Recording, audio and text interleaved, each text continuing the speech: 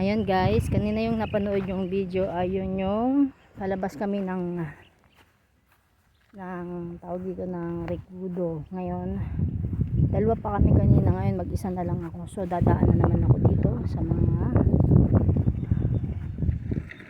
sa putikan. Sa madalit sabi, ang sabi ng kalabaw, magdandahan daw ako dahil susuagin niya ako. Guys, may kalabaw. Ayan guys, ang kalabaw. Hi baby. Baby. Ayan guys. Yun yung dinaanan ko. Ayun. Malayo-layo pa yung ating pupuntahan. Ayan. Ayan. Habang tayo naglalakad, ayan, nagbibidyo tayo. Pasok ng Rekudo. Ayan.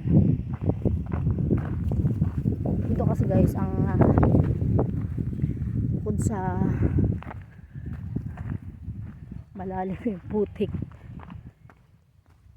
Ayan, nakikita ko na naman yung putik. Sana hindi tayo magdagasa kasi wala nga tayong kasama. Ayan, mag-isa lang ako naglalakad. May bit-bit akong yelo. Ayan. Sana pagdating ko doon sa bahay, hindi na tunaw yung yelo. Sobrang layo yung aking lalakaran pamula dito sa kanto hanggang doon sa kaduluduluhan sa bahay, papuntang bahay. Yan. Nakita nyo naman guys kung gaano kaputik dito. Pero sabi nga, may kasabihan yung matatanda na sabi di ba, gamot daw nga yung putik. May mga magsasaka hindi nga sumasakit yung tiyan kahit maaga pa lang, kumakape lang sila, maaga pa lang pumupunta na sila sa palayan para magtalok o mag-ani. Kaya ayan, ito yung pinakang struggle natin. Yups. Kailangan, alam mo yung may tugtog na tak-tak-tak, parang yun yung gusto mong tugtugin dito eh. Nakita nyo ba kung gaano kanina kahapon kasi tuyo na yan dahil tik-tik din ang init kahapon. Ibig sabihin matingkad talaga, sobra yung init kahapon. Ngayon may dumaan na naman, nakita nyo naman mamasa-masa pa yung putik, so may dumaan na naman panibago, kaya nagputik na naman siya. Hirap na naman yung mga naglalakad na mga taga rito sa gilid kasi pag nababasa naman yung putik mga putik din yung daan. Pero madali daw naman siyang matuyo, pagka mga ilang araw lang tuyo na din. Ang kawawa dito guys ay yung mga estudyante kasi bago sila dumating ng school nila galing sa paglalakad na mula sa kanilang bahay, di ba, dumadaan sila dito sa putikan na to, ay yung mga uniform nila putik na. Yung mga putik na, yung mga paa nila, binte, uniform, o kaya mga bag. Hindi pa natin alam kung may mga nadudulas pa ditong estudyante. Yun ang mga nakakaawa dito.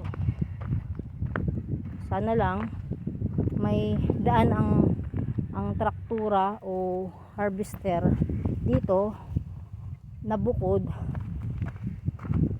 para naman hindi maputikan yung mga estudyante natin dito sa lugar na to, kasi nakakaawa din naman, napakalayo din ang school dito.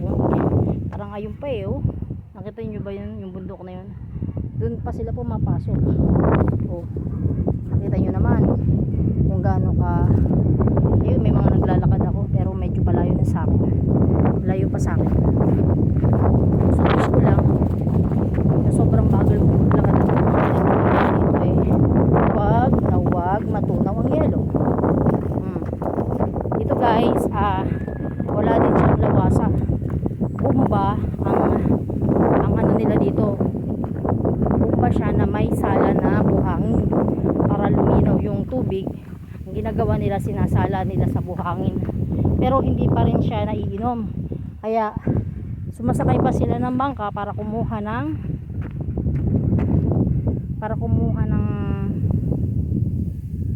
tubig na maiinom sa kabilang isla. Nagbabangka sila eh, dun pa sila sa kabilang isla kumukuha ng inumin.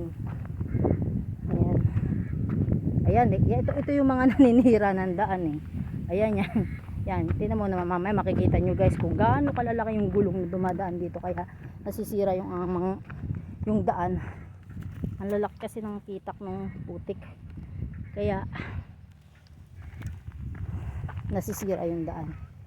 Ayan. Makikita nyo, sila yung mga naghahakot ng palay. Sila yung mga umaani ng palay. Diba dati mga tao, manpower yung mga nag-aani ng palay, ginagapas. Ngayon syempre high tech na tayo, kaya harvester na yung ginagamit nila. Mahal din naman yung bayad dun sa harvester na yun. Ang lalaki ng pitak. Ayan, malapit na sa atin. Dadaan yan sa tabi natin. Sana doon lang sila dumaan sa gilid dun. Huwag na dito sa dinadaanan natin. Laki-laki ng gulong. Paano di magpuputik. Yan may gawang-gawa. Saya-saya.